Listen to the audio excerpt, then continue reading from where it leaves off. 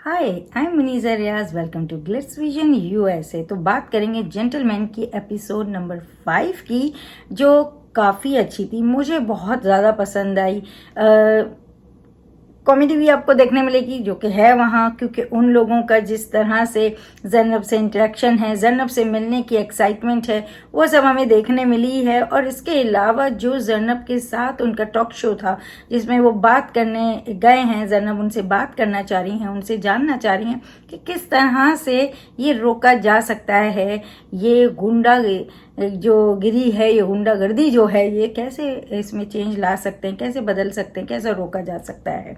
तो अच्छी एपिसोड थी और मुन्ना बड़े एक्साइटेड थे भाई जन्नब से मिलने के लिए। सुबह से उठ के तैयार होके बैठ गए थे और बड़ी उनकी इंग्लिश भी चल रही थी। जब दिलबर उनसे पूछते कि भाई आप इतनी इंग्लिश बोल रहे हो आज, तो या आई एम ऑब्लाइज्ड तो मज़ा आ रहा था। बहुत अच्छे से हुमायूं जो है ना मुन्ना के कैरेक्टर को प्ले कर रहे हैं कि आपको मज़ा आए। जहाँ सीरियसनेस की बात है, जहाँ पे लाइट कॉमेडी की बात हो, जहाँ से इनोसेंसी की बात हो, तो बहुत अच्छे से किरदार प्ले कर रहे हैं। ऑब्वियसली कितने सालों का एक्सपीरियंस है, तो बहुत अच्छा, बहुत मज़ा आ रहा है उनको देखने में। डायलॉग जो मुझे अच्छे लगे उनकी भी साथ साथ बात करते जाते हैं। जब वो चश्मा पहनते हैं, क्योंकि मुन्ना चश्मा पहन के जाता है, दिलबर क्वेश्चन करता है तो कहता है चश्मा पहन कर बैठूं इंटरव्यू में, क्वेश्चन करते हैं। और दिलबर कहता है कि उसकी हंसी निकल जाएगी, इस तरह की बात होती है। लेकिन मुन्ना कहता है कि वो चश्मा क्यों पहनना चाहता है। कहता है आंखें देखी हैं उसकी,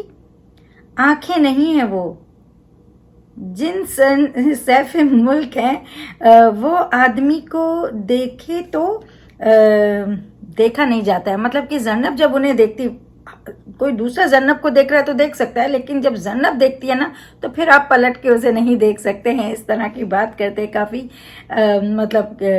उनकी कन्वर्सेशन होती है मज़ेदार सी। और इतना ज़्यादा उनको मतलब जन्नब से मिलने की जो घबराहट है या एक्साइटमेंट है, अब क्या बोलें, नहीं, मुन्ना को एसी में भी पसीने आ रहे होते हैं कि इतना ज़्यादा जन्नब से मिलने का डर है उन्हें। अच्छा, मज़ेदार ये होता है कि जन्नब इंट्रोड्यूस तो रहमती को करती हैं, लेकिन क्वेश्चन मुन्ना से करती है तो रहमती भी ऐसे हो जाता है कि इतने उससे तो मेरा इंट्रोडक्शन करके मुन्ना पे चली गई हैं। तो वो काफ़ी फनी लगा मुझे। जैनब जब मुन्ना से पूछती है कि क्वेश्चन, ये जो गुंडागिरी इनकी शुरू हुई है ये कैसे, और वो जिस तरह से अपनी एक स्टोरी बताते हैं कि किस तरह मुन्ना भाई MBBS को देख के इम्प्रेस हुए हैं, और वो खुद मुन्ना भाई हैं, और इसी तरह जो दिलबर है वो उनका सर्किट है, इस तरह से वो इंस्पायर हुए हैं।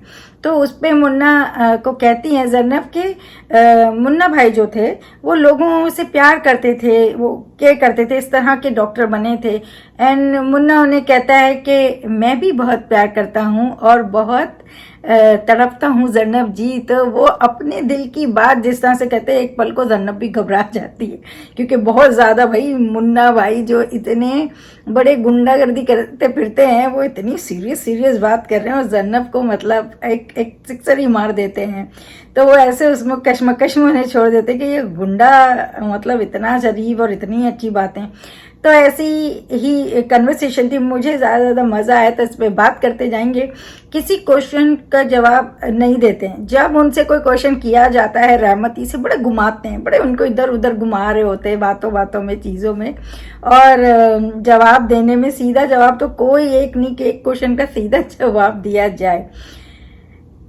जब सबसे ज़्यादा जो हमारी सेड रियलिटी जो दिखाई है, जो माशरे की, जो हमारी कंट्री की, ये जो हकीकत है, वो जब जन्नब पूछती है बैरूनी जो कुव्वतों को क्यों लगता है कि हम क्यों बिक जाते हैं या बिक सकते हैं, तो उस पर जो मुन्ना जवाब देता है, मैं पूरा तो लंबा डायलॉग नहीं बोलूंगी, लेकिन मुन्ना जैसा से कहता है, हम लालच के लिए ज़मीर बेच देते हैं, हमको गुंडा बनाकर असली गुंडे जेंटलमैन बनकर हमारे पीछे छुप जाते हैं, कोट पैंट टाई पहनकर फर इंग्लिश बोलते हैं, नाश्ते में लोगों का खून पीते हैं और डिनर में अपने मुल्क को खा जाते हैं। This is so sad to hear, और यही रियलिटी है।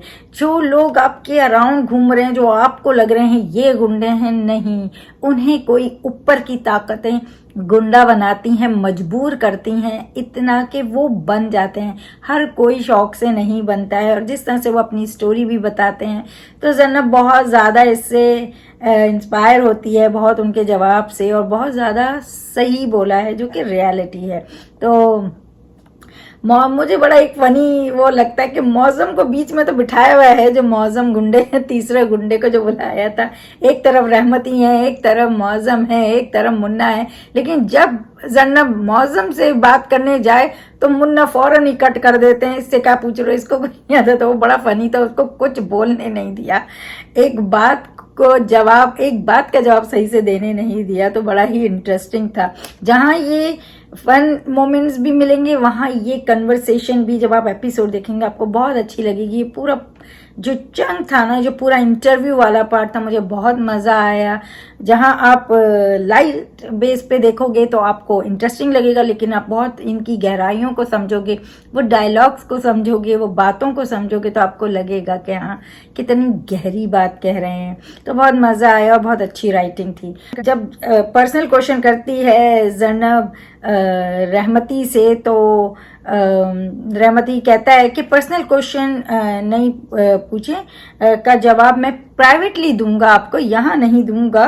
तो उस टाइम मुन्ना का एक्सप्रेशन देखने वाला था, बहुत ही इंटरेस्टिंग था, क्योंकि वो प्राइवेटली क्यों बात करना चाह रहे हैं भाई ज़ैनब से, वो तो नहीं चाहते हैं, वो ज़ैनब को चाहते हैं, तो रहमती कैसे बात कर सकते हैं। बाद में मुन्ना जो है वो मिलना चाहते हैं ज़ैनब से और उनके ऑफिस में, और जिस तरह से उनको सॉरी बोलते हैं, मुन्ना ज़ैनब से कहते हैं कि आज के बाद बदल जाऊंगा, अगली बार मिलेंगे तो इकबाल मुन्ना देखोगी, मुन्ना भाई नजर नहीं आएगा। मतलब इकबाल मुन्ना दिखेगा, मुन्ना भाई नहीं दिखेगा। मेरी भाईगिरी को भूल जाएं, इकबाल मुन्ना में जो भाई था वो आज से मर गया। तो मतलब ज़ैनब को ऐसे भारी भारी डायलॉग बोल के वो इम्प्रेस करते हैं, और वो ये बताने जाते हैं कि ज़ैनब जी मैं बदल गया हूँ, मैं बदल रहा हूँ। और ज़ैनब एक पल को ऐसे हो जाती है कि वो वाओ, बाकी इम्प्रेस होती है उसकी बातों से।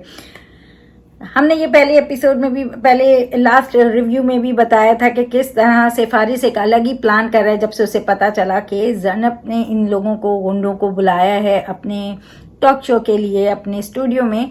तो वो वहाँ पुलिस भेज देते हैं, और वो पुलिस भी सिर्फ भेजते हैं मुन्ना और दिलबर के लिए, और बाकियों को जाने देते हैं, मतलब ये कि रहमती और मौज़म को।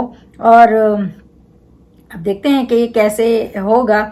मुन्ना बड़े एक्साइटेड होते हैं कि मैं ऐसा ज़ैनब को छोड़ के आया हूँ कि ना उसे भूख लगेगी ना नींद आएगी वाली बात है, और वाकई ऐसा थोड़ा दिखाया, क्योंकि वो सोच रही होती, पर ऐसा भी नहीं है कि भूख ही नहीं लग रही है, नींद ही नहीं आ रही, बट वो डेफिनेटली सोच रही होती है, जो उसकी बातें होती हैं। और मुन्ना और दिलबर को सब बताता है, जो भी उनकी कन्वर्सेशन ज़ैनब के साथ होती है। तो दिलबर को यही लगता है कि हाँ वो बड़ी खुश गई। पहले तो वो मजाक में कहते हैं कि उसे मोहब्बत हो गई होगी एंड ऑल, और फिर वो मुन्ना से बोलते हैं ऐसा कुछ नहीं है, क्योंकि अगर ऐसा होता तो वो इस तरह से हम जेल में नहीं होते आज। तो इसमें डेफिनेटली साजिश है, जबकि हम जानते हैं कि ज़ैनब की तरफ से कुछ नहीं था, ये जो भी था ये फारिस ने किया है।